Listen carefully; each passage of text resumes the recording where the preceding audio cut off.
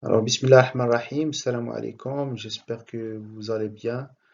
Nous continuons sur le chapitre des listes chaînées et dans cette présentation, nous allons voir les listes doublement chaînées. Alors, je vous rappelle des types de listes chaînées qu'on a déjà présentés dans la partie de cours liste simplement chaînées. Alors, il existe trois types de listes chaînées. Le premier, ce sont les listes simplement chaînées. Cette partie, on l'a déjà vue, alors que les listes simplement chaînées, ils sont constitués d'éléments qui sont reliés entre eux par un seul pointeur. On a déclaré en fait dans cette partie-là un pointeur suivant qui va relier les éléments entre eux. Dans la deuxième catégorie des listes chaînées, on a les listes doublement chaînées, où chaque élément dispose non plus d'un, mais de deux pointeurs, pointant respectivement sur l'élément précédent et l'élément suivant. Alors, on va rajouter ici, par rapport aux listes simplement chaînées, un pointeur précédent qui va pointer vers l'élément qui précède. Ceci donc va permettre de lire la liste dans les deux sens, du premier élément vers le dernier à l'aide du pointeur suivant, et aussi donc du dernier élément au premier élément à l'aide du pointeur précédent. Le troisième type de liste chaînée, donc qu'on va voir dans une prochaine présentation, ce sont les listes circulaires, où le dernier élément pointe sur le premier élément de la liste.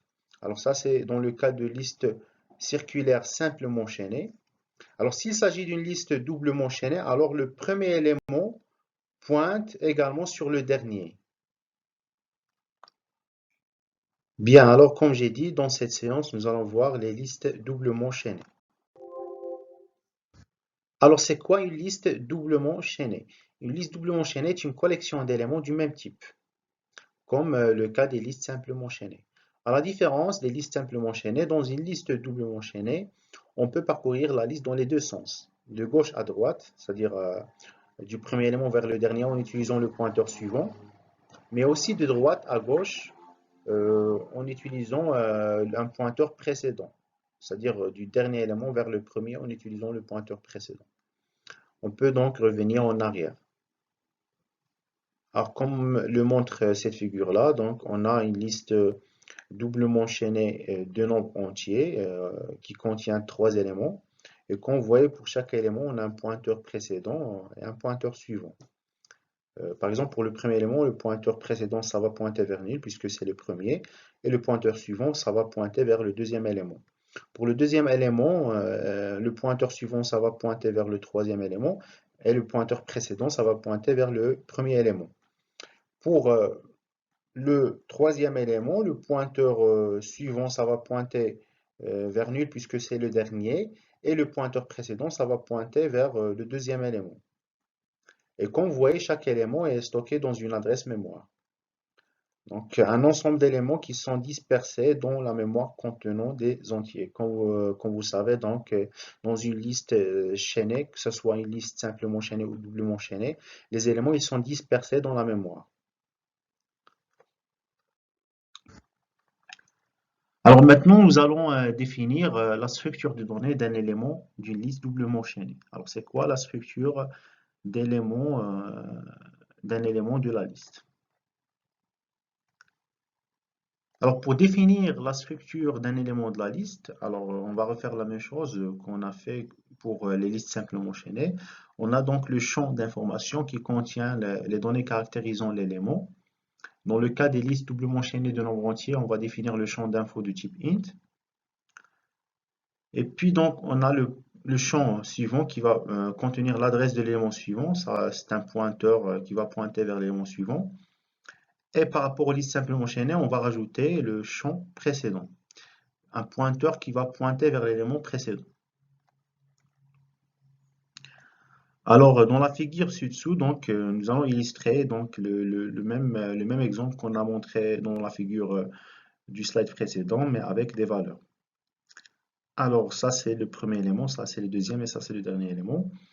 Alors là, donc, on a les adresses des éléments dans la mémoire.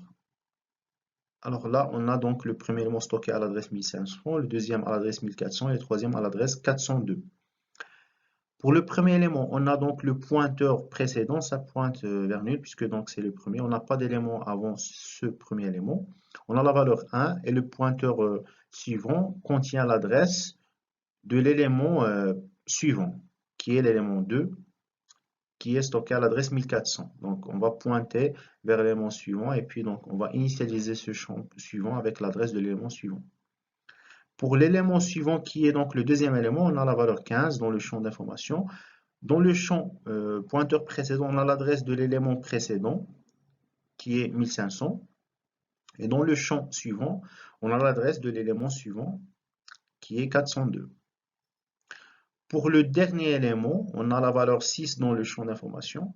On a dans le champ précédent l'adresse de l'élément précédent. Ça va pointer vers l'élément précédent qui est le deuxième élément. Alors on a l'adresse 1400. Et pour le champ suivant, puisque c'est le dernier élément, donc on a, ça va pointer, alors le pointeur suivant, ça va pointer vers nul. Alors ceci se traduit en langage C par le code suivant. Alors type def struct nœud, alors on va définir un type structuré que l'on va nommer nœud, qui contient 3 champs. Le premier champ, c'est le champ précédent, un pointeur vers le nœud précédent. Le deuxième champ a un champ d'information type info. Donc le type, ça va être le type de données que l'on veut gérer, int, char, étoile, etc. Et puis le troisième champ, c'est un pointeur suivant vers le nœud suivant. Par la suite, on peut déclarer notre liste en utilisant le type structuré que l'on a défini ici. Nœud liste par exemple, et, on va continuer à utiliser d'autres opérations sur notre liste. Par exemple, on peut effectuer des insertions, etc. Alors le pointeur précédent du premier élément doit pointer vers nul, puisque c'est le début de la liste. Le pointeur suivant du dernier élément doit pointer vers nul, puisque c'est la fin de liste. Et pour accéder à un élément, la liste peut être parcourue dans les deux sens. En commençant par le premier élément, le pointeur suivant permettra de se déplacer vers le prochain élément. En commençant par le dernier élément, le pointeur précédent permettra de se déplacer vers l'élément qui précède. Pour l'implémentation d'une liste doublement chaînée, alors cette implémentation, comme pour les listes simplement chaînées, ça passe par plusieurs étapes. La création, première étape, c'est création du type structuré pour définir la structure de données d'un élément de la liste. Alors on va déclarer le type structuré type def, struct, nœud avec les caractéristiques de ce nœud. Deuxième étape, on va définir les fonctions d'ajout des éléments dans la liste, de suppression des éléments dans la liste, d'affichage, de recherche, etc. C'est-à-dire qu'ici, on va définir les fonctions, bien procédures qui vont qui vont permettre d'effectuer des opérations de manipulation de la liste. Et puis à la fin, troisième étape, on va déclarer notre liste dans le programme principal main, dans la fonction main, et puis on va appeler les fonctions et procédures que l'on a définies dans la deuxième étape.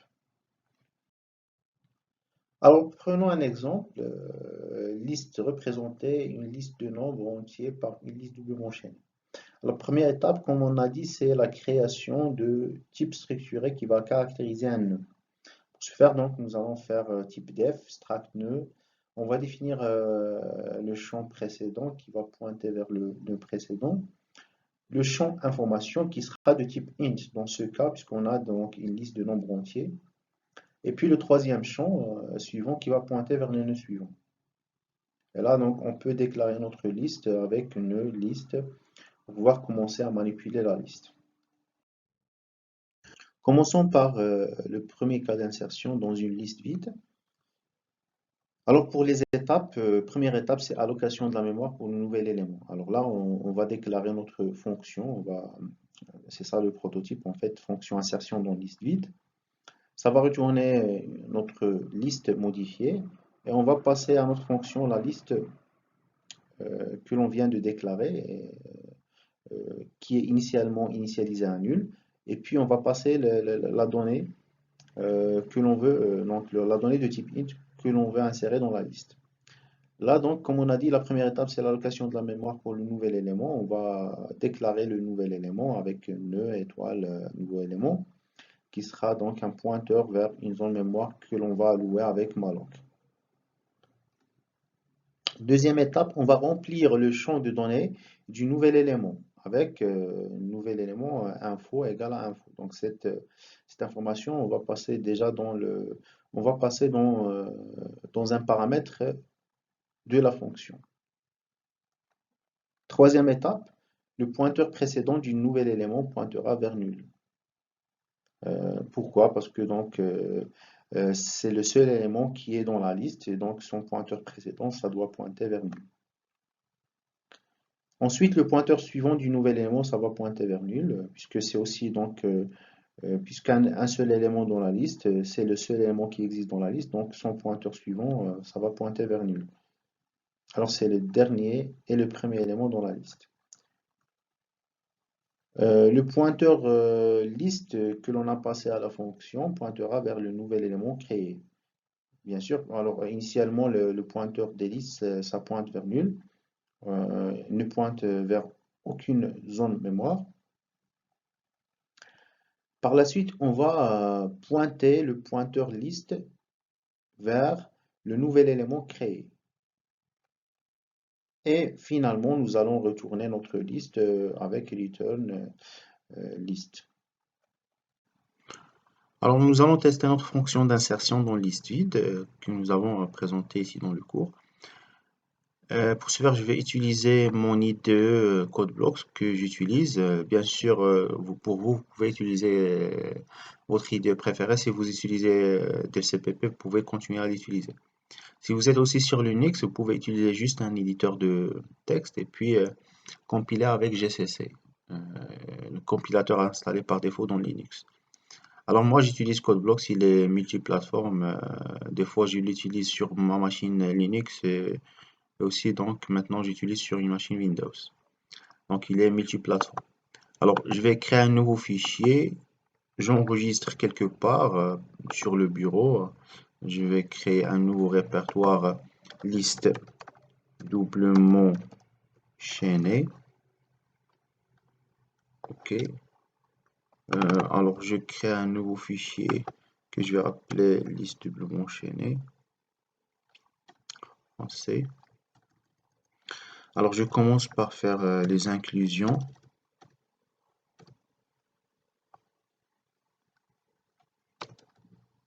Alors pour le moment j'ai besoin de stdio.h. Alors je vais copier le code alors tout d'abord le code de déclaration de mon type structuré. Et puis on peut faire donc réorganisation du code des indentations, des tabulations, des espacements pour bien organiser notre code. Donc là, donc j'ai copié la déclaration de mon type structuré et puis je vais copier ma fonction d'insertion. Juste après, je vais déclarer ma fonction principale main pour tester. Alors, et puis, alors je vais déclarer une nouvelle, alors une variable liste doublement chaînée. Au début, je vais la déclarer, l'initialiser par nul. Et par la suite, je vais l'initialiser avec un nouvel élément créé, inséré dans la liste à partir de la fonction insertion dans liste vide. Alors, pour utiliser cette fonction-là, je vais copier le prototype ici. Et puis, donc, puisque la fonction, ça retourne un pointeur vers la liste, alors je vais, dans la même variable, je vais retourner le résultat de la fonction. La fonction, ça va prendre en paramètre le pointeur vers l'ancienne liste, c'est-à-dire la liste qu'on veut, dans laquelle on veut insérer, un pointeur vers le début de cette liste. Et puis, on va passer ici la valeur que l'on veut insérer. Par exemple, on peut prendre la valeur 5. Et puis, alors, point virgule. Et après, donc, je peux afficher le résultat. Donc, comment je vais faire? Premier élément inséré. et puis j'affiche cet élément-là, et je fais un saut de ligne. Le premier élément inséré. Alors si je veux afficher, qu'est-ce que je vais faire? Liste TC. Si je veux afficher donc la valeur de l'élément, je vais utiliser le champ info. Donc,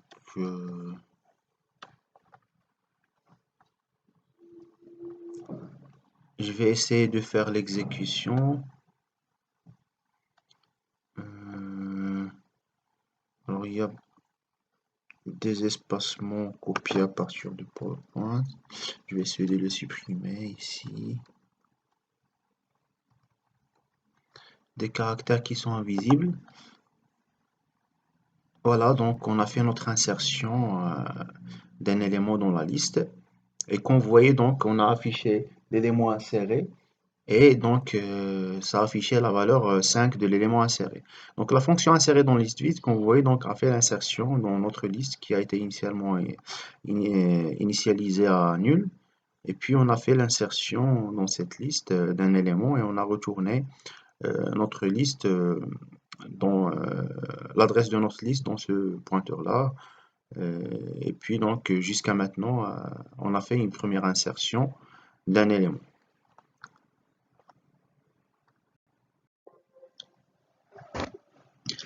Alors passons maintenant au deuxième cas d'insertion dans une liste doublement enchaînée, c'est l'insertion au début de liste. Alors comme on a fait pour les listes simplement enchaînées, on va refaire les mêmes étapes pour insérer un élément au début d'une liste doublement enchaînée. Alors la première étape, c'est l'allocation de la mémoire pour le nouvel élément. Deuxième étape, remplir le champ de données du nouvel élément. Troisième étape, le pointeur précédent du nouvel élément, ça va pointer vers nul, puisque ça serait pour nous par la suite le premier élément de la liste. Ensuite, le pointeur suivant du nouvel élément, ça va pointer vers le début de liste. Le pointeur suivant, ça va pointer vers le premier élément de l'ancienne liste. Ensuite, le pointeur précédent du premier élément de l'ancienne liste pointe vers le nouvel élément. Et enfin, le pointeur de liste, double linked list, donc qui a pointé en premier temps vers cet élément-là.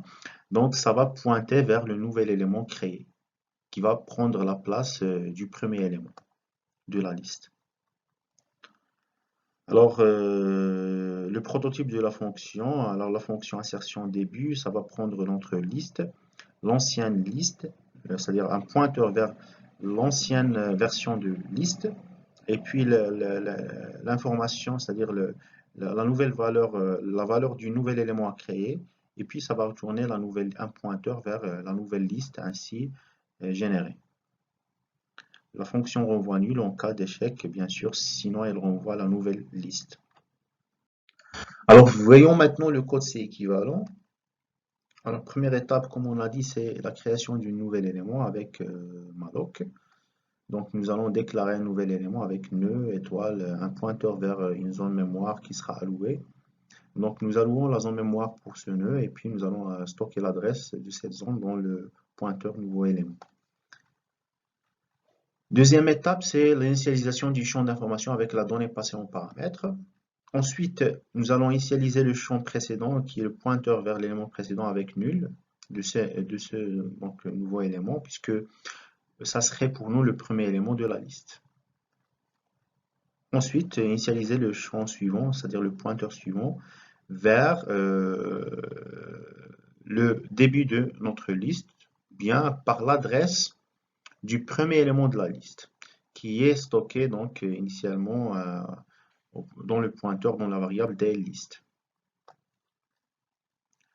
Ensuite, le pointeur précédent de notre premier élément de l'ancienne liste, ça va être modifié pour pointer vers le nouvel élément. D'accord?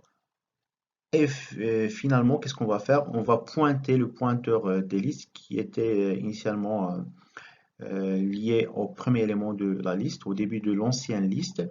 À ce moment-là, on va le pointer vers le nouvel élément créé qui devient le début de notre liste.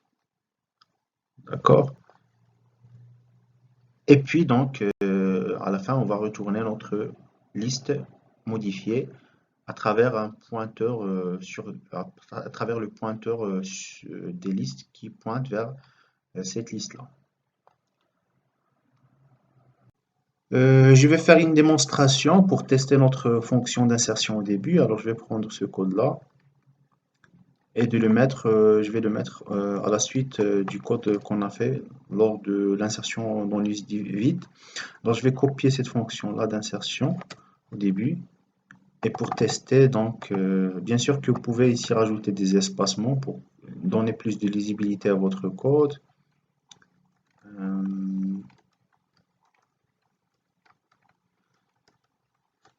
Ça, c'est donc, voilà, pour tous les programmes que vous allez faire dans tous les langages, il faut faire des indentations de code, c'est-à-dire faire des espacements pour bien donner une lisibilité à votre code.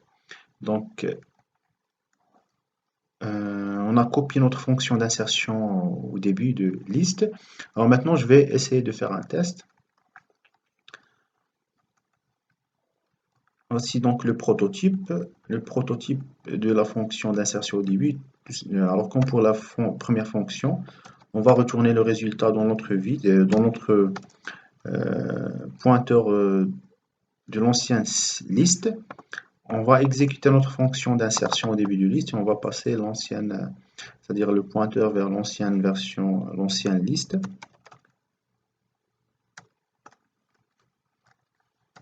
À la fin, ça va retourner donc le pointeur vers la liste modifiée. Et là, donc, on va passer la valeur du nouvel élément inséré. Par exemple, 2. Et là, donc, je vais essayer d'afficher cet élément-là. Comment on va faire? Alors, élément, ajouter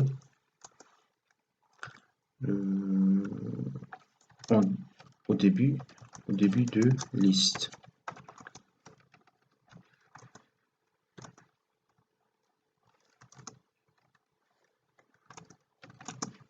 Alors on va, alors qu'est-ce que je vais faire? Liste, puisque la fonction d'ajout au début, ça va créer un élément, un nœud, et initialiser avec la valeur 2 et l'ajouter au début de liste. Donc automatiquement, lorsqu'on va retourner ici le résultat dans pointeur liste DC, ça va pointer vers l'élément ainsi ajouté qui constitue pour le moment le début de liste. Alors le début de la nouvelle version de liste, c'est l'élément qui a la valeur 2. Alors lorsqu'on va faire liste info, ça va nous afficher donc l'information, c'est-à-dire la valeur du premier élément de la liste, qui est pour le moment l'élément qui a la valeur 2.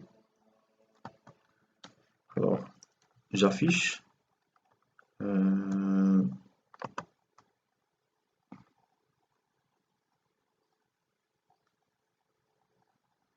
Alors ici je me suis trompé dans la variable, c'est liste tc. Voilà. Élément ajouté au début de liste, c'est l'élément qui a la valeur 2. Voilà. Et donc, bien sûr, si on veut aussi afficher l'élément suivant, alors là, c'est l'affichage qu'on a fait pour tester la première fonction d'insertion dans une liste vide. Je vais donc, si on veut faire l'affichage du prochain élément, c'est-à-dire après avoir ajouté l'élément 2, ça va prendre la première place, c'est-à-dire le premier élément de la liste. Si on veut afficher le prochain élément, qu'est-ce qu'on va faire? Ici, donc, liste TC, on va affecter donc liste C suivant. On va parcourir alors à l'élément suivant qui a donc la valeur 5. Et puis, on va refaire le même affichage. Pour afficher l'élément suivant, qu'est-ce qu'on va faire? Élément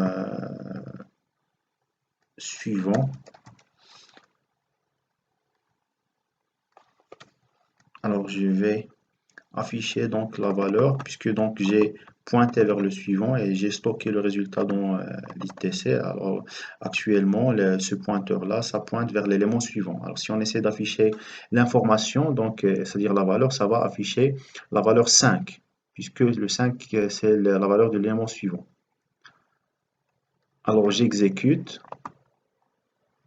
Voilà, l'élément suivant a la valeur 5. Donc en premier temps, nous avons ajouté la valeur 5 dans une liste vide et nous l'avons affichée. Dans un deuxième temps, pour tester la fonction d'ajout au début de liste, nous avons ajouté la valeur 2 et puis nous avons affiché cette valeur-là. Donc, et on a dit que si on veut parcourir donc l'élément suivant, puisque donc actuellement lorsqu'on a ajouté l'élément qui a la valeur 2 au début de liste, on avait donc deux éléments dans la liste. L'élément 2, le premier élément, et l'élément 5, le deuxième élément. Et puis si on veut parcourir à l'élément suivant, afficher l'élément suivant, on doit faire c'est-à-dire utiliser le pointeur suivant et puis on va afficher donc l'élément suivant avec le champ info et puis ça va afficher la valeur 5. D'accord? Donc ça c'est alors ici le premier affichage on a appelé la fonction d'affichage après insertion dans liste vide et là donc après d'insertion au début de liste on a appelé la fonction d'affichage ou bien on a essayé de faire l'affichage pour les deux éléments de la liste.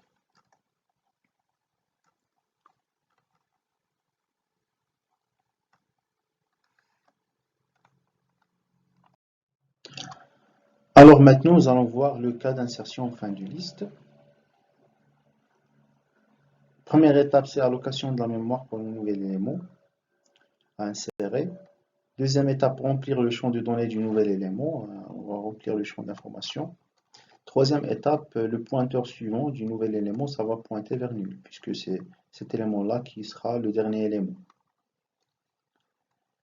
Ensuite, le pointeur précédent du nouvel élément, ça va pointer vers le dernier élément. Le pointeur précédent, ça doit pointer vers le dernier élément, qui devient à ce moment-là donc l'avant-dernier élément.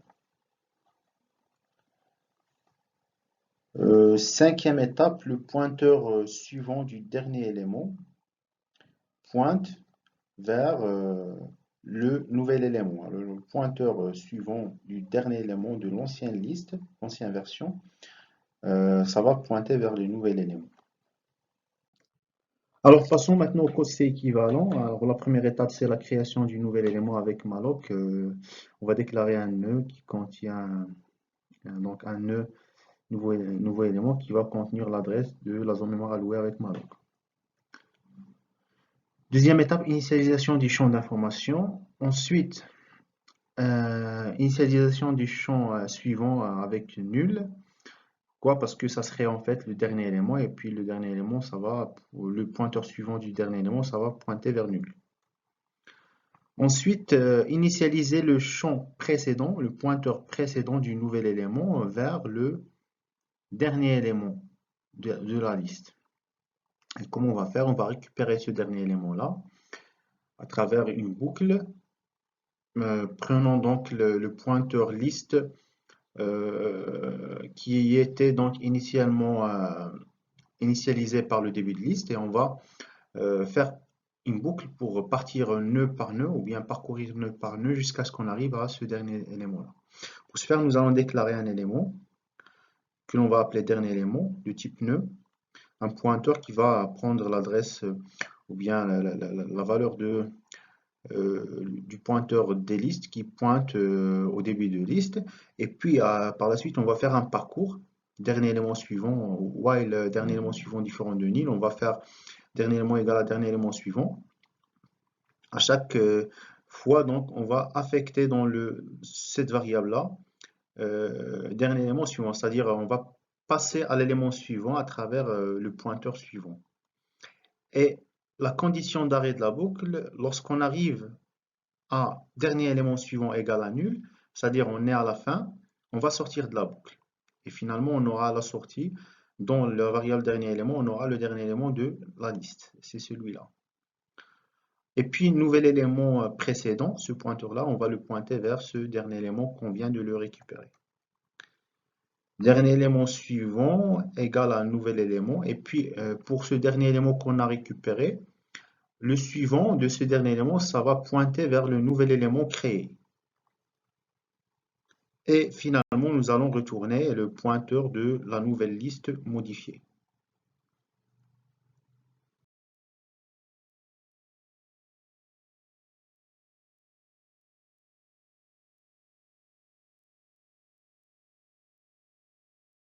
Nous allons faire donc un test pour notre fonction d'insertion à la fin. Donc je vais copier-coller ce code-là dans le programme qu'on vient de créer à l'étape précédente. Et puis, alors, je vais essayer d'organiser le code. Voilà. Donc, j'ai copié ma fonction d'insertion à la fin. Ici, donc, on va faire une allocation dynamique. Si cela donc a échoué, on va retourner nul. Sinon, donc, on va initialiser les champs de notre nouvel élément créé. Et puis, on va retourner, on va attacher le nouvel élément créé à la fin de liste, c'est-à-dire après le dernier élément de liste. On va l'insérer à la fin et puis on va retourner le pointeur de la nouvelle liste modifiée. Pour le tester, en fait, qu'est-ce que nous allons faire? Nous allons copier le nom de fonction, bien le prototype ici, et après nous allons retourner donc le résultat de la fonction dans la variable liste d'essai. Et puis nous allons passer aussi donc cette variable en premier paramètre pour que ce soit donc utilisé à l'intérieur et retourné à la fin une fois que la liste modifiée. Et là, on va donc passer un paramètre. Par exemple, je vais donc donner la valeur 3 pour insérer à la fin donc de notre liste la valeur 3, l'élément qui aura la valeur 3. Donc si on veut afficher par la suite, alors qu'est-ce qu'on va faire? On va faire un affichage comme on a fait pour l'insertion au début. Alors je vais dire ici donc élément qui se trouve à la fin.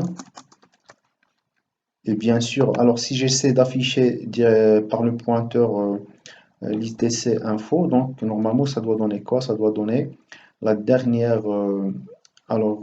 Si vous l'avez donc remarqué la dernière fois, on avait changé le pointeur vers l'élément suivant.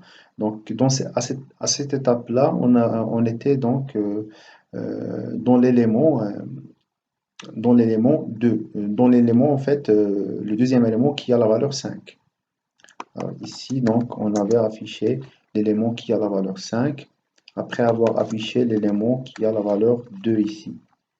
Donc, à cette étape-là, le pointeur a changé vers l'élément suivant, c'est-à-dire l'élément qui a la valeur 5.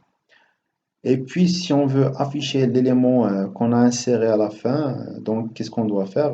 Au lieu de mettre directement liste essai info qui va donner 5 ici, on va mettre, alors, on va changer le pointeur liste essai pour le pointer vers l'élément suivant qui est donc en fait le dernier élément qu'on a ajouté à la fin. On va se déplacer puis on va afficher donc la valeur du dernier élément qui est donc la valeur 3.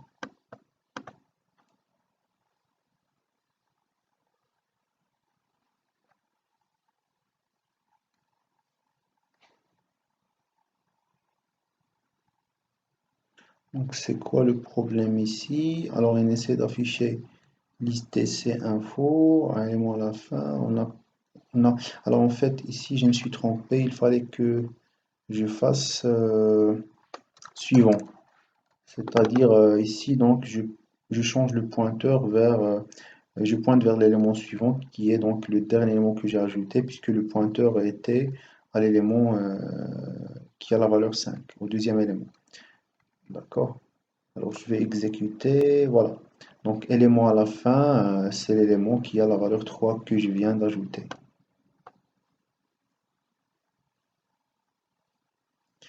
D'accord? Donc, qu'est-ce qu'on a fait? On a inséré un élément à la fin en utilisant la fonction insérer fin. Et puis, j'ai déplacé le pointeur vers l'élément suivant pour se retrouver à l'élément qu'on a ajouté à la fin. Et puis, j'ai affiché la valeur de l'élément de fin, qui est donc l'élément que je viens d'ajouter en utilisant la fonction insérer fin liste. Passons maintenant à la dernière la dernière insertion qu'on peut faire, insertion à une position dans la liste. Donc, première étape, toujours, c'est l'allocation mémoire pour le nouvel élément. Deuxième étape, remplir le champ de données avec la nouvelle la valeur du nouvel élément.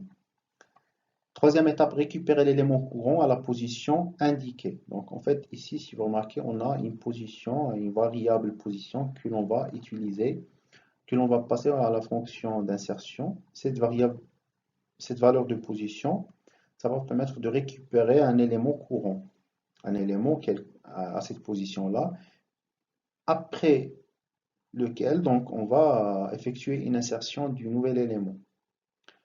Donc on récupère dans une variable pointeur courant à la position indiquée un élément courant.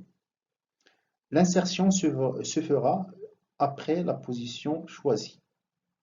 On utilise donc un pointeur courant, c'est juste un nom qu'on va donner pour stocker donc un élément à une position donnée. Le pointeur suivant du nouvel élément que l'on a créé, ça va pointer vers l'adresse sur laquelle pointe le pointeur suivant de l'élément courant que l'on a récupéré à cette position-là. Le pointeur précédent du nouvel élément, ça va pointer vers l'élément courant à la position indiquée.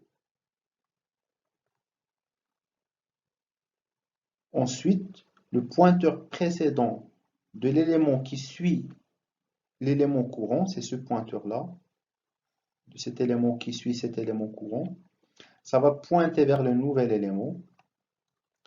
Finalement, le pointeur suivant de l'élément courant, ça va pointer vers le nouvel élément. Alors, voyons le code C équivalent. Donc, tout d'abord, le prototype de fonction, ça va être le même que les fonctions d'insertion qu'on a vues précédemment. Sauf qu'ici, on va rajouter une valeur, une variable position après laquelle on va faire une insertion. Alors, tout d'abord, première étape, on a dit que création du nouvel élément avec malloc. Deuxième étape, on va initialiser le champ d'information avec la valeur passée en paramètre de la fonction qui est donnée. Troisième étape, donc qu'est-ce qu'on va faire? On va récupérer l'élément courant à la position indiquée en paramètre de la fonction. Donc qu'est-ce qu'on va faire? On va l'initialiser avec le pointeur de début qui pointe vers le début de liste et puis on va parcourir élément par élément jusqu'à ce qu'on arrive à la position indiquée. Donc on aura finalement, en faisant le parcours, en fait, qu'est-ce qu'on va faire? On va faire courant égal à courant suivant pour pouvoir passer à l'élément suivant. Après donc avoir sorti de la boucle, on aura dans l'élément courant, ici dans la variable courant, on aura l'élément à cette position-là. Par exemple, si on donne position égale à 2, après donc avoir sorti de la boucle, on aura donc l'élément courant égal à cet élément-là, l'adresse de cet élément-là. Par la suite, le champ suivant de l'élément qu'on vient de créer, du nouvel élément, ça va pointer vers l'élément suivant de l'élément courant. D'accord? Donc on doit mettre ici l'adresse de l'élément suivant de l'élément courant. Puis donc le pointeur précédent, on va mettre le pointeur précédent du nouvel élément, on va mettre l'adresse de l'élément courant. C'est-à-dire ça va pointer vers l'élément courant qu'on a récupéré à une position donnée.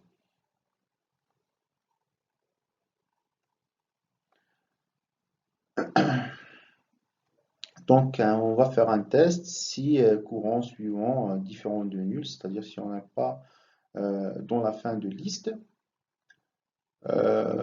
courant suivant précédent égale nouvel élément. C'est-à-dire on va tester si on a après l'élément courant un autre élément, ici le cas dans ce cas on a cet élément-là, c'est-à-dire on n'a pas nul ici, c'est-à-dire on n'a pas à cette position-là l'élément qui est le dernier. On a un autre élément après cet élément-là. Alors, élément, le courant suivant, Alors, on va passer au suivant. Et puis, on va dire que le pointeur précédent du suivant de cet élément courant, ça va pointer vers le nouvel élément qu'on vient de créer. Finalement, courant suivant, c'est-à-dire pointeur suivant de l'élément courant à la position indiquée, il va donc pointer vers le nouvel élément. Et enfin, on va retourner le pointeur vers la nouvelle liste ainsi générée. Bien, nous allons faire un test de notre fonction qu'on vient de créer. Pour que ça soit plus clair et plus concret, donc qu'est-ce qu'on va faire? On va essayer de faire cette liste-là donnée dans l'exemple. C'est-à-dire nous allons construire la liste contenant 1, 2, 3, 4, 5 éléments.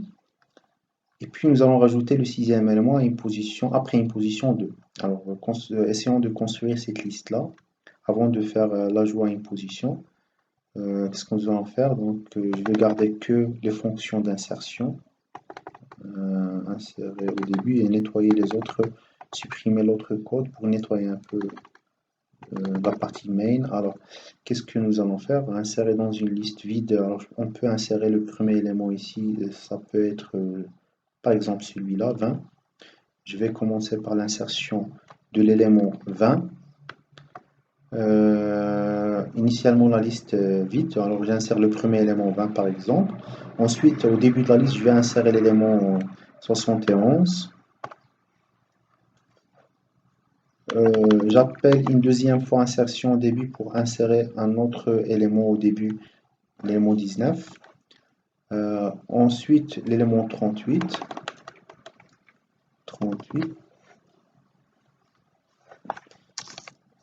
Et puis, j'insère un élément à la fin. Alors, je vous ai fait ce scénario, mais vous pouvez faire votre propre scénario, c'est-à-dire commencer par n'importe quel élément. Mais l'objectif, c'est juste d'utiliser les méthodes qu'on vient d'implémenter, les fonctions qu'on vient d'implémenter, les fonctions d'insertion. Alors, j'insère à la fin l'élément de valeur 24. Et puis, donc, je vais appeler ma fonction. Alors, je vais tout d'abord copier la fonction d'insertion et position que l'on va utiliser pour insérer après la position 2 l'élément ici qui a la valeur 28. Alors on va insérer cet nouvel élément après donc la position 2. Alors ce nouveau élément, ça va être inséré après cette position-là. Et puis donc qu'est-ce que je dois faire? Je dois donc appeler cette méthode-là, affecter le résultat cette fonction-là. Alors lorsque je dis méthode ou bien fonction, pour moi ça signifie la même chose. Sauf que ici donc on est dans la programmation procédurale, dans le langage de programmation objet on dit fonction, on dit plutôt méthode. Alors je vais appeler la fonction insertion après position, je passe le pointeur de ma liste, je passe la donnée que je vais insérer, la valeur 28. Et puis donc je vais indiquer que je vais insérer cet élément après la position 2.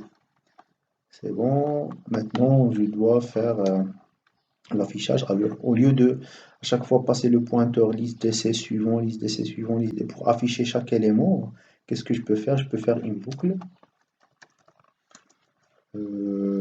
Prenons donc liste d'essai différent de nul. Tant que on n'est pas à la fin de liste, qu'est-ce qu'on va faire? On va afficher l'élément courant.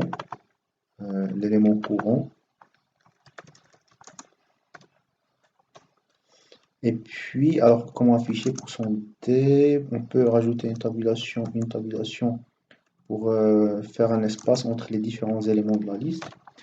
Alors j'affiche à travers le champ info. J'affiche la valeur du champ info. Et puis qu'est-ce que je dois faire? Changer le pointeur vers l'élément suivant. Je vais donc affecter au pointeur l'adresse de l'élément suivant pour pouvoir parcourir élément par élément jusqu'à la fin de liste. Et bien sûr que vous pouvez ici rajouter un message, disons je vais afficher affichage de liste par exemple. la liste doublement chaînée. Alors je peux rajouter ici un /m pour saut de ligne, puis donc ça va m'afficher les éléments de normalité. Alors qu'est-ce que j'ai fait? On a utilisé les fonctions d'insertion dans liste vide, au début de liste, en fin de liste, et après on a testé notre fonction d'insertion après la position de la valeur 28. Après, vous allez voir en résultat d'exécution que nous avons réussi à construire la liste indiquée dans le cours. Alors ici, donc valeur 38, 19, 28 inséré à cette position-là. Et puis donc 71, 20, 24. D'accord.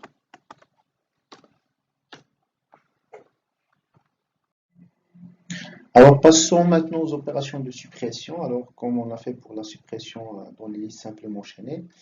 Alors, pour les listes doublement enchaînées, nous distinguons aussi plusieurs situations. Suppression au début de liste, à la fin, ou bien suppression à une position dans la liste, au milieu. La suppression dans une liste vide n'a pas de sens en fait.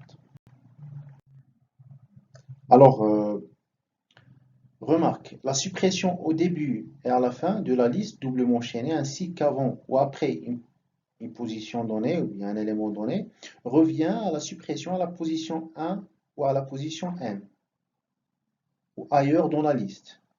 D'accord? Donc la suppression au début revient à la suppression à la position 1 et la suppression à la fin revient à la position suppression à la position n. Ainsi, la suppression après un élément, ça revient à la suppression après une position donnée. Donc, dans le cas des listes doublement enchaînées, la suppression à n'importe quelle position ne pose pas de problème, grâce aux pointeurs précédents et suivants qui permettent de garder la liaison entre les éléments de la liste. C'est la raison pour laquelle nous allons créer une seule fonction. Alors, nous allons coder une seule fonction, supprimer le nœud que l'on veut supprimer à la position donnée. Donc, bien sûr que ça, le pointeur vers le début de notre liste dans laquelle on veut supprimer un élément à une position donnée. Alors, nous allons déclarer donc des pointeurs, des variables pointeurs que nous aurons besoin à l'intérieur. Le pointeur supprimer élément qui va stocker l'élément à supprimer. Le pointeur courant qui va identifier l'élément à la position que l'on va donner. Et puis donc, nous allons continuer le traitement. Alors, stocker dans la variable courant, tout d'abord le pointeur qui va, l'adresse du début de liste. Et puis, nous allons faire une boucle pour passer élément par élément jusqu'à la position indiquée. Et en fin de compte, lorsqu'on sort de la boucle, dans la variable courant, on va stocker l'élément à la position donnée. Après, on va stocker dans la variable supprimer élément l'élément à supprimer que l'on a identifié à cette étape-là. Et puis, on va tester les différentes situations. Est-ce qu'on a une suppression au début, une suppression en fin ou bien une suppression au milieu?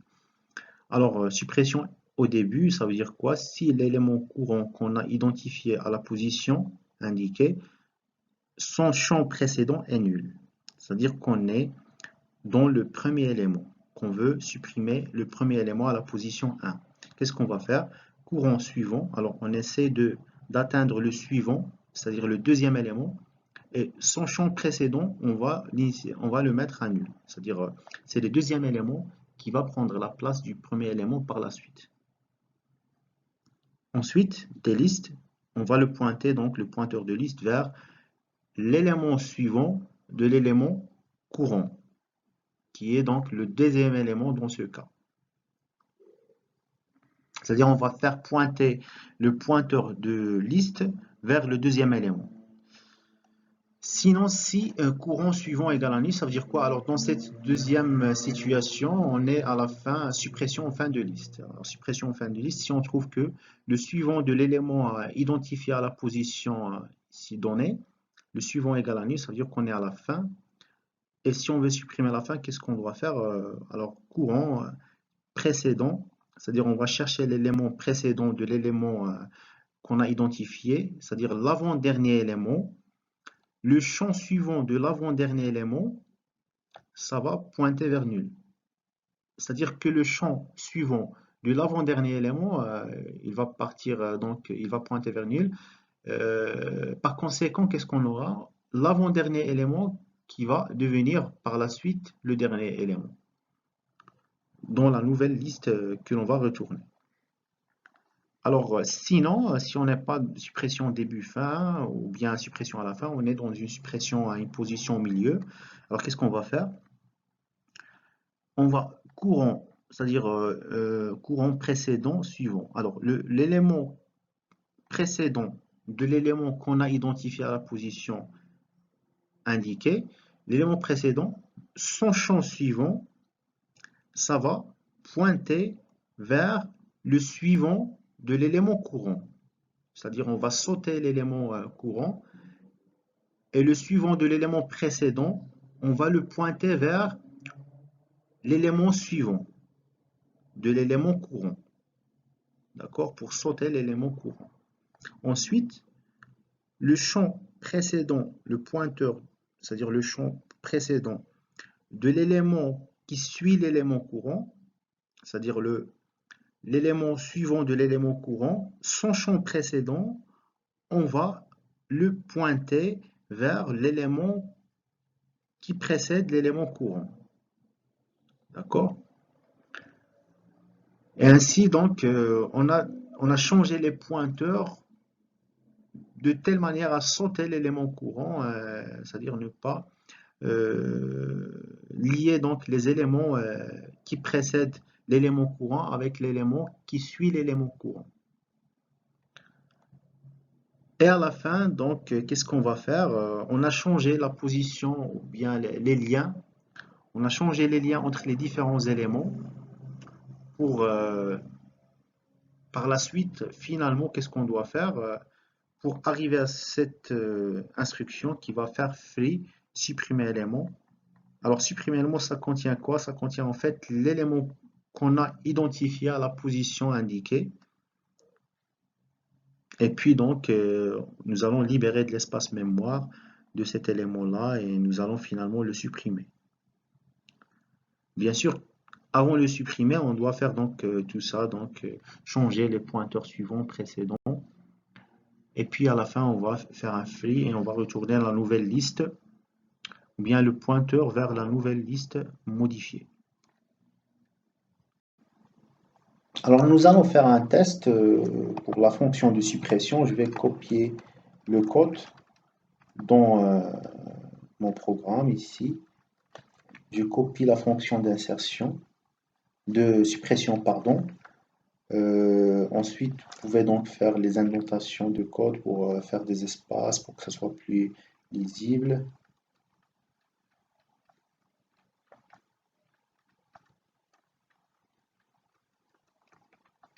Voilà. Qu'est-ce qu'on a fait encore? Donc, j'ai copié le code de la fonction de suppression. Alors maintenant, je vais essayer de faire un test. Qu'est-ce que je dois faire? Alors, j'appelle la fonction de suppression. Je vais prendre le prototype de cette fonction-là.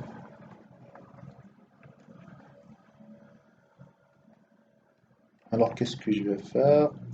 Attribuer dans la variable listDC l'adresse de la nouvelle liste retournée par cette fonction-là, après avoir supprimé un élément. Alors, je vais passer le pointeur de liste, la position de l'élément supprimé. Par exemple, je vais commencer par le début de liste, suppression en début de liste. Et qu'est-ce que je dois faire? Donc, par la suite, je dois faire un affichage. Sauf que ici, qu'est-ce qu'on a fait? Alors, à ce moment-là, lorsqu'on a fait le dernier test d'insertion à une position, qu'est-ce qu'on a fait? On a modifié le pointeur liste qui est actuellement à la fin. Donc, si on veut bien sûr qu'on peut parcourir, puisqu'on a une liste doublement chaînée, de la fin vers le premier élément, du dernier vers le premier élément pour l'affichage de la nouvelle liste après suppression.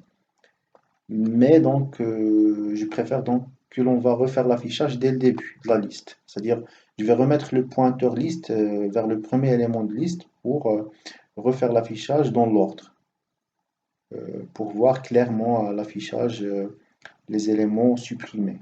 Alors, qu'est-ce que je dois faire? Alors, au lieu de manipuler ici le pointeur liste, qu'est-ce que je peux faire? Déclarer un nouveau pointeur ton, qui va pointer, qui va donc prendre l'adresse de début de liste, et puis utiliser celui-là,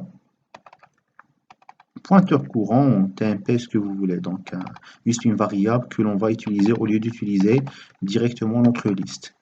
Donc là, je déclare une variable qui va servir juste pour l'affichage, et puis je vais utiliser aussi cette variable-là.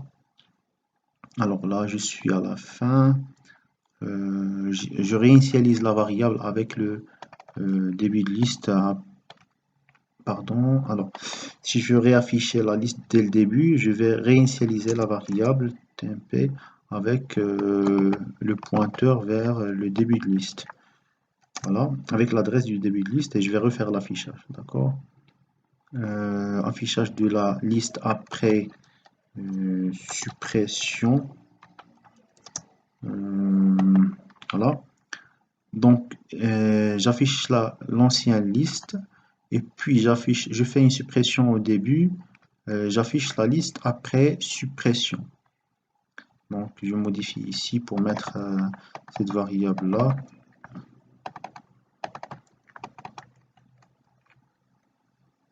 Alors,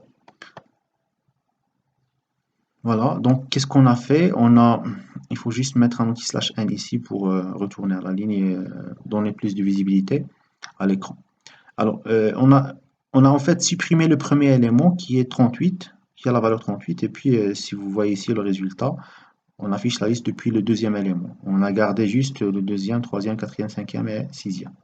Donc, on a supprimé un élément au début. On va essayer de faire une suppression à la fin, c'est-à-dire de 24 au lieu de 38. Alors, qu'est-ce que je vais faire? Tout d'abord, je vais faire un /n ici. Et là, je vais changer, par exemple, le supprimer à la fin à la position 6, puisqu'on a 6 éléments dans la liste. Alors, qu'est-ce que je vais faire? Refaire l'exécution. Et vous allez voir que ici, donc, ça a supprimé le dernier élément à la fin, qui a la valeur 24. Maintenant, je vais essayer de refaire la suppression, mais à une position donnée, par exemple la position 3, le troisième élément de la liste. Alors, je réexécute. Là, donc, on va supprimer le troisième élément qui est l'élément 28. Et comme vous voyez ici, donc, on aura juste 5 éléments en supprimant cet élément-là. Vous voyez bien que la fonction de suppression fait son travail en indiquant juste la position, est-ce qu'on veut supprimer au début, ou bien à la fin, ou bien au milieu. Et ça va faire donc la suppression selon la position indiquée. Voilà donc pour la fonction de suppression. Passons maintenant aux opérations d'affichage. Alors, pour afficher notre liste doublement enchaînée, on peut utiliser l'une des deux méthodes, soit afficher à partir du début de liste, du premier élément vers le dernier, ou bien deuxième affichage à partir de la fin de liste, c'est-à-dire à partir du dernier élément vers le premier élément. Donc, comme j'ai dit, donc la différence d'une liste, l'apport d'une liste doublement enchaînée par rapport à une liste simplement enchaînée, c'est la possibilité de parcourir la liste dans les deux sens, du début vers la fin ou bien de la fin vers le début de liste. Alors, passons maintenant à la première fonction d'affichage du début, à partir du début de liste. Alors, tout simplement, on va déclarer une procédure void afficher liste à partir de débit à laquelle on va passer l'adresse du débit de liste en paramètre. À l'intérieur, on va initialiser, déclarer une variable temporaire courant qui va s'initialiser avec l'adresse du début de liste et après, on va parcourir notre liste avec cette variable-là. Tant que courant différent de nul, alors qu'est-ce que l'on va faire? On va afficher l'élément courant à l'aide de donc la valeur de l'élément courant à l'aide du champ information. Et puis nous allons pointer vers l'élément suivant à l'aide de pointeur suivant. Qu'est-ce qu'on va faire? Courant égale à courant suivant pour pouvoir se déplacer à l'élément suivant et ainsi de suite. Alors à chaque fois, on va se déplacer élément par élément à travers le pointeur suivant pour finalement arriver à afficher depuis le début et à la fin tous les éléments de notre liste. Et lorsqu'on aura donc la fin de liste, donc le pointeur ici courant, ça va pointer vers nul et puis on va s'arrêter et on va sortir de la boucle. Alors passons maintenant à la deuxième fonction d'affichage à partir de la fin. Donc afficher liste à partir de fin à laquelle on va passer le pointeur vers le dernier élément de liste. Ça suppose qu'on a l'adresse du dernier élément de liste déjà identifié. Alors, qu'est-ce qu'on va faire à l'intérieur? On va déclarer une variable temporaire à laquelle on va attribuer l'adresse de l'élément dernier. Et puis, qu'est-ce qu'on va faire? On va parcourir les éléments un par un, du dernier élément vers le premier en utilisant le pointeur précédent. Alors, on va dire que tant que l'élément euh, différent de nul, on va afficher l'information de l'élément, c'est-à-dire la valeur entière. Et puis on va partir à l'élément précédent en utilisant courant précédent. C'est-à-dire on va revenir en arrière jusqu'à ce qu'on atteint le premier élément de la liste.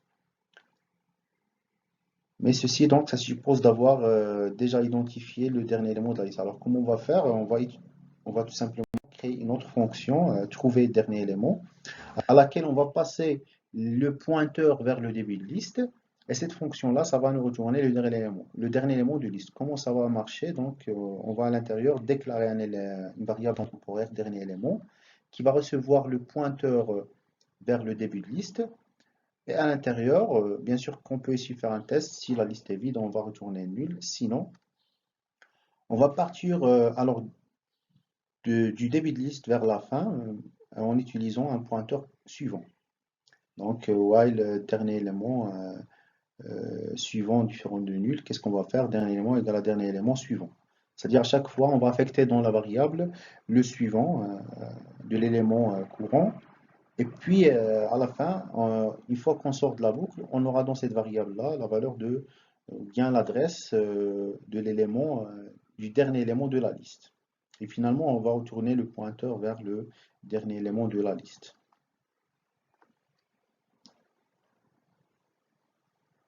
Voilà donc pour l'affichage de notre liste doublement enchaînée. Alors on va faire un test pour essayer d'afficher les éléments de la liste du début vers la fin et puis de la fin vers le début de liste. C'est-à-dire on va essayer de faire le parcours de notre liste dans les deux sens pour tester ces fonctions d'affichage. Pour faire un test donc des fonctions d'affichage, nous allons copier les différentes fonctions qu'on a fait dans le cours. Alors, liste à partir du début. Nous allons copier toutes ces fonctions d'affichage. La première, la deuxième, affichage à partir de la fin. Et puis donc la dernière fonction qui va servir pour trouver le dernier élément de la liste. Essayons de faire un test de ces différentes fonctions. Affichage à partir du début, commençons par cette fonction-là. Alors pour faire un test, alors revenons à votre partie dans la fonction principale main. Et si nous voulons afficher c'est-à-dire les éléments de la liste ici, au lieu de faire une boucle comme ça, donc on va appeler tout simplement la fonction d'affichage en passant juste le pointeur vers notre liste. Alors comment on va faire? Alors on va appeler notre fonction sur notre liste. Et puis ça va faire l'affichage des éléments de la liste. De la même manière ici, je vais donc supprimer tout ça et juste appeler la fonction, la procédure d'affichage de ma liste.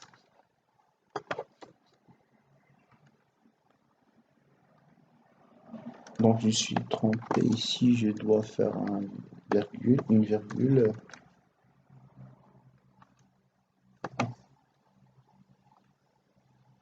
Après, donc, vous voyez que ça va faire le même affichage, jusque ici, donc, dans la fonction affichage, on a fait un slash n.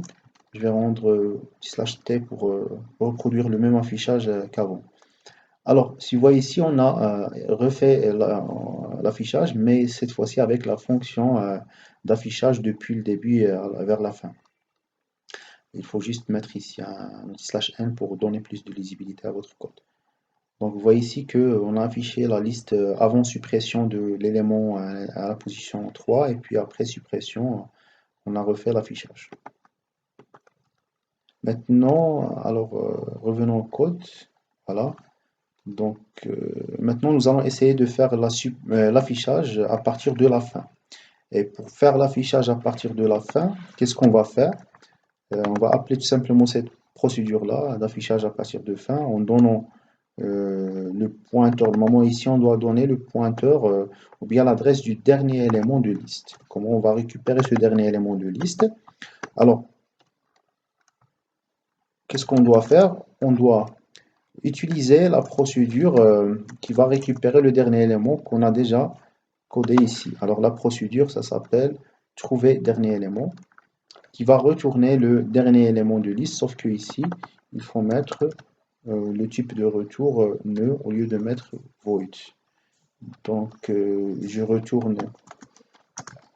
j'utilise cette fonction-là pour retourner l'élément dernier de notre liste en passant le pointeur vers le début de liste. Donc on va passer la liste et puis nous allons trouver le dernier élément de la liste que nous allons exploiter ici pour afficher notre liste à partir de fin. Voilà, alors je vais essayer de faire l'exécution. Affichage, alors je vais faire des anti/n pour donner plus de lisibilité ici. Et là, je vais faire juste des tabulations entre les éléments de ma liste. Voilà. Donc, comme vous voyez ici, affichage à partir de la fin. Alors, ça va prendre la dernière version de la liste. Donc, c'est celle après la suppression de cet élément-là. Et puis, ça va afficher à partir de la fin. C'est-à-dire, il va afficher donc 24, 20, 71, 19 et puis 38. D'accord? Et comme vous voyez, nous avons essayé d'exploiter les fonctions qu'on a fait dans le cours, dans notre programme afin de faire des tests. Et bien sûr que par la suite, vous pouvez faire des affichages, faire des anti/n, des tabulations, des espaces pour rendre votre affichage plus visible à l'écran. Donc voilà, c'est tout donc pour cette partie-là de liste doublement enchaînée. Nous allons essayer de faire un exemple d'implémentation d'une liste doublement enchaînée d'entiers avec des opérations d'insertion, suppression et d'affichage. Mais par la suite, au fur et à mesure, selon votre besoin, vous allez rajouter d'autres fonctions, procédures selon le besoin. Alors pour mettre en pratique donc les éléments qu'on a vus jusqu'à maintenant, des listes chaînées, des listes simplement chaînées, doublement chaînées, nous allons effectuer un TP et un quatrième TP. Alors le TP4, l'objectif du TP4 est de manipuler les listes à travers un exemple concret de gestion des étudiants. Donc chaque étudiant sera caractérisé par un code, son nom et sa note moyenne. Donc le TP4 sera divisé en trois parties, trois exercices. En fait, le premier, ça va manipuler ou bien gérer les étudiants, une liste d'étudiants à travers l'utilisation d'une implémentation contigue via les tableaux. Donc là, on va utiliser les tableaux. Dans le deuxième exercice, ou bien la deuxième partie, on va manipuler ou bien implémenter la liste des étudiants à travers une liste simplement enchaînée. Et dans le troisième exercice, nous allons euh, implémenter la liste des étudiants en utilisant une liste doublement chaînée. Alors pour le premier exercice, je vais expliquer brièvement les différents exercices et par la suite dans la séquence, la prochaine vidéo ou bien la prochaine présentation, je vais vous donner plus de détails pour chaque exercice. Maintenant, brièvement, je vais passer exercice par exercice. Alors pour l'exercice 1, proposer un menu à la console permettant d'effectuer les actions suivantes. Alors, on va proposer à l'utilisateur de saisir un étudiant, lecture des étudiants dans un tableau. On va dire à l'utilisateur de saisir le nombre n et puis faire une allocation dynamique de n étudiants en mémoire. Puis on va créer une fonction d'affichage qui va permettre d'afficher un étudiant. Et puis donc on va créer une fonction qui va calculer la moyenne, retourner la moyenne max, et puis une fonction qui va retourner la moyenne min dans la classe. Insérer Cinquième question, insérer un étudiant dans le tableau. Puis, sixième question, permuter, échanger donc un par un, c'est-à-dire effectuer une permutation. Alors, celle-ci sera exploitée par la suite dans les algorithmes de tri. Septième question, rechercher un étudiant, c'est-à-dire proposer l'option qui va permettre de rechercher un étudiant dans la liste. Ajouter l'option de suppression aussi d'un étudiant par son code, par exemple. Trier, donc par la suite, on va effectuer des actions de tri. Donc, neuvième question, trier par méthode de tri à bulle, etc. Donc, vous allez effectuer plusieurs fonctions qui vont permettre de faire le tri sur votre tableau d'étudiant. Alors, le tri, ça serait donc réalisé. Alors ici, donc, je vous ai mis une indication. Le tri doit permettre d'effectuer un classement par note des étudiants. Alors, vous allez implémenter les différents algorithmes de tri, tri par insertion, tri par fusion, tri rapide et le tri par sélection. Donc, euh, brièvement, dans le premier exercice, vous allez faire une gestion des étudiants à travers l'utilisation des tableaux. Donc, vous allez implémenter la liste en utilisant les tableaux. Deuxième question, vous allez implémenter la liste des étudiants en utilisant le principe des pointeurs avec les listes simplement chaînées. Proposer un menu à la console permettant d'effectuer des actions suivantes. Transférer le tableau, première action, transférer le tableau des étudiants en une liste simplement chaînée, c'est-à-dire si l'utilisateur va choisir l'action 1 ou bien l'option 1, euh, il y aura une fonction qui va permettre de transformer ou bien rendre votre tableau des étudiants qu'on a créé à l'exercice 1, on va le rendre sous forme de liste simplement chaînée, en partant élément par élément dans le tableau. Et, on va construire pour chaque élément du tableau donc un nœud de la liste chaînée. Deuxième question, afficher la liste simplement chaînée. Troisième, ajouter un étudiant au début de la liste simplement chaînée. Quatrième, ajouter avant un étudiant, ajouter après un étudiant, donc ça revient à ajouter à une position. Ajouter à la fin, supprimer un étudiant dans une liste simplement chaînée, trier la liste simplement chaînée par ordre alphabétique des noms des étudiants. Alors, on va faire un tri par ordre alphabétique des noms. Et puis on va pouvoir aussi rechercher dans la liste simplement chaînée, par exemple par code de l'étudiant. Taper le code et puis la fonction, ça va permettre de retourner l'étudiant qui a ce code-là. Alors, ce deuxième exercice, ça va permettre de gérer la liste des étudiants à travers l'utilisation des listes chaînées. Et nous allons implémenter les différentes opérations d'insertion, suppression, affichage et puis recherche dans la liste chaînée. Troisième exercice, on va refaire donc les mêmes étapes qu'on a fait à l'exercice 2, mais cette fois-ci en utilisant les listes doublement chaînées. Alors, proposer un menu à la console permettant d'effectuer les actions suivantes, transformer le tableau en une liste doublement chaînée.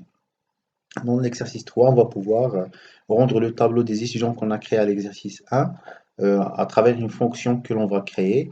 On va pouvoir transformer le tableau en une liste doublement chaînée. Alors pour chaque élément du tableau, on va créer un nœud dans la liste doublement chaînée et puis en résultat, on va retourner la liste doublement chaînée. Après, on va pouvoir effectuer des actions sur cette liste doublement chaînée, afficher la liste, ajouter un étudiant au début de la liste, ajouter un avant ou après un étudiant dans la liste, ajouter à la fin de la liste, supprimer un étudiant, trier la liste doublement chaînée par ordre alphabétique des noms et rechercher dans la liste doublement chaînée à partir du code d'étudiant qu'on va fournir en paramètre. Alors, toutes les actions, essayez de créer des fonctions, bien des procédures qui vont réaliser chaque question de votre exercice, pour tous les exercices qu'on a dans le TP. Voilà, donc, alors, si je reprends brièvement, dans l'exercice 1, on a création d'une liste à travers l'utilisation des tableaux. Exercice 2, création d'une liste à travers les listes chaînées. Exercice 3, création d'une liste d'étudiants à travers l'utilisation des listes doublement chaînées. Donc, c'est-à-dire dans cette TP, on va essayer de rassembler ou bien de voir toutes les possibilités de création de listes d'éléments en utilisant premièrement les tableaux et puis comment pouvoir rendre ce tableau en une liste chaînée dans l'exercice 2, en liste simplement chaînée, et puis en exercice 3, rendre ce tableau en liste doublement chaînée pour voir les différentes les différences qui existent lors de manipulation des tableaux et des listes chaînées. Voilà donc c'est tout pour le TP donc 4. C'est une brève description. Après dans la solution, vous allez avoir plus de détails. Et donc je vous souhaite bon courage et à bientôt, Inch'Allah.